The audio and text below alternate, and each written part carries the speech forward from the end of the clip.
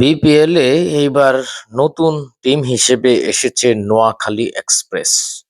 তাদের নিজেদের প্রথম ম্যাচে মুখোমুখি হয়েছে চট্টগ্রামের বিপক্ষে, যেখানে মোহাম্মদ নাইম শেখ কোটি টাকার প্লেয়ার তাকে মাত্র 11 রানে কিন্তু আউট করে দেয়। শেষ পর্যন্ত চট্টগ্রাম 175 করে 176 রানের টার্গেটে নোয়াখালী এক্সপ্রেস একেবারে বিশাল একটা অ্যাক্সিডেন্ট করে একদম পথে পথে হয়ে গেছে, একদম খালে বিলে একাকার অবস্থা। নোয়াখালী প্রথম ম্যাচেই রাস্তা থেকে বেকায়দায় পড়ে ঠাস করে পড়ে গেছে এবং শেষ পর্যন্ত গন্তব্যে পৌঁছাতে পারে নাই।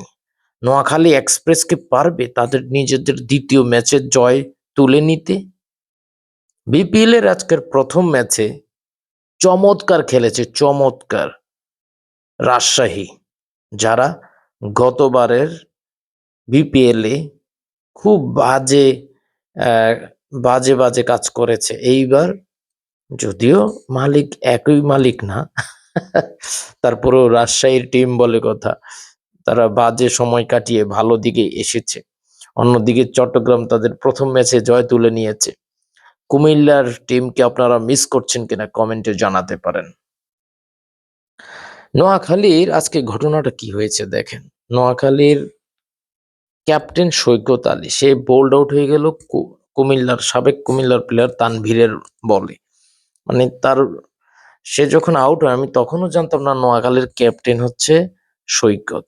পরে দেখলাম, দেখে যে ক্যাপ্টেন যদি এই খেলে বাকিরা কি খেলবে। তারপরেও মাঝ সাদাকাত সে কিন্তু শুরু করেছিল এবং হাবিবুর রহমান সোহান। আমি বুঝলাম না, সবাই অভিষেক শর্মা হইতে পারে না, ট্রাভিস হেড হইতে পারে না। হাবিবুর রহমান সোহানের হাতে স্ট্রোক আছে, বাট তাকে আরো ধৈর্য নিয়ে খেলতে হবে। তারপরে জাকের আলী, তাকে নিয়ে কোনো কথা বলা উচিত না, বলারই প্রয়োজন নাই, কত বলে কত রান করেছে। মাহিদুল ইসলাম অঙ্কন, তাকে খেলানোর জন্য মনে আছে কি কাহিনীটা করছিল ওই লিপু সাহেব। সেই মাহিদুল ইসলাম অঙ্কন কত বলে কত করছে এটাও বলতে পারবো না। এই হইলো অবস্থা, আর তো কোনো নিচে প্লেয়ারই নাই।